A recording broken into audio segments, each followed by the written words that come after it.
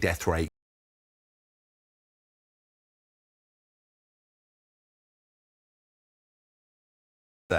And so considering an occupational disease would mean potential compensation. Potentially employers could give people extra time off, all of which would be very valuable, I think. Yeah. And they've been absolutely incredible throughout, haven't they? Now, after months of homeschooling that have sent stress levels soaring, I'm sure there'll be a huge sigh of relief in Wales and Scotland today as some children start to head back to the classroom. Yes, and at 7 p.m. tonight, parents in England are expecting to find out when their kids will go back to school too. So hopefully it's the final push of teaching at the dinner table for everyone. I know I'll be pleased about that. You've been like that for months, haven't you? Yes. And to help us across the finishing line is the country's favourite maths expert. It's the wonderful and beautiful Carol Vorderman. Hello, you two. Good morning, Vorders. How are you, lovely? We're doing good, thanks very much. It's so lovely to see you back, Kym, too. Oh, thank you. Hey, Thank you. Teaching, learning from home has been tough, hasn't it, for everyone? It's been really, really hard for everyone, for parents, obviously, but for the children. I mean, they're coming up to a year almost, you know, where it's been in and out and the kind of lack of consistency in going to school every day and seeing their mates and all of that. And, and the teachers have tried so hard to do their best during these circumstances. And, I'm sure that, there are a lot of people in Wales, Gareth, and Scotland today who are going, yeah! And I hope that the announcement later on this evening will also be the same for parents and children in England. So, it's the most extraordinary time. We all know this. We've said it a million times, but it's been very hard. And my greatest passion above all things is education. And it's something that, I don't often talk about, but I have been very seriously involved with for decades now, and particularly obviously maths, because that's my thing. That is your thing. So you've come to the rescue, Carol, haven't you? How is it you're helping everybody? Well, I've had an online maths school called themathsfactor.com for over 10 years now.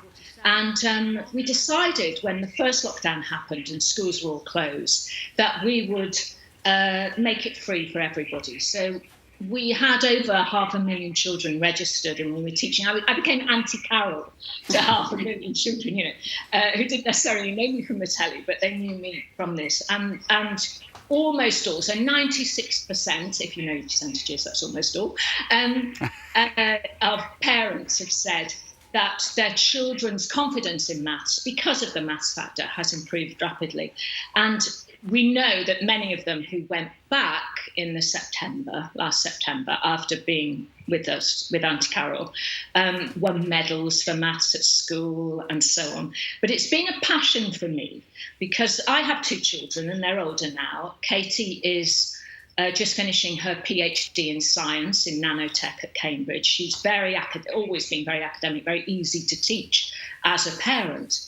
Whereas my son, Cameron, had massive learning disabilities, and he was in a special school for a number of years. And I had to learn how to teach a child, or try to teach a child. It's very, very difficult with special educational needs. And I think that's really where my way of teaching particularly strugglers, came about, because that you don't assume any knowledge.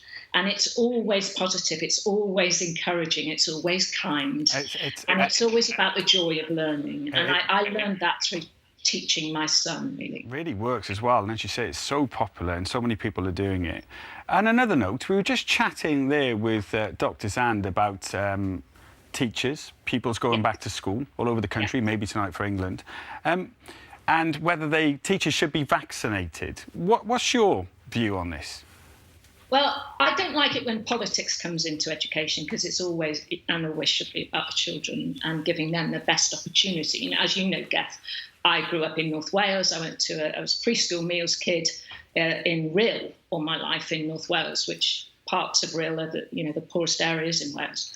And I know that education was a key for me in my life. And so I want now I would happily give my place in the vaccination queue to a teacher. I would like to see them, if they wanted to be vaccinated early, to have that vaccination. Well, listen, Carol, you know, we all think you look fantastic, obviously. Have you got any top tips for living your best life? I can't believe you're 60, Carol. We were That's supposed to ridiculous. go to the birthday party, Christmas Eve. God knows how old I am. I'm 37, aren't I? Correct. That's right. Tally age. Yes, indeed. Yeah, exactly. Yeah.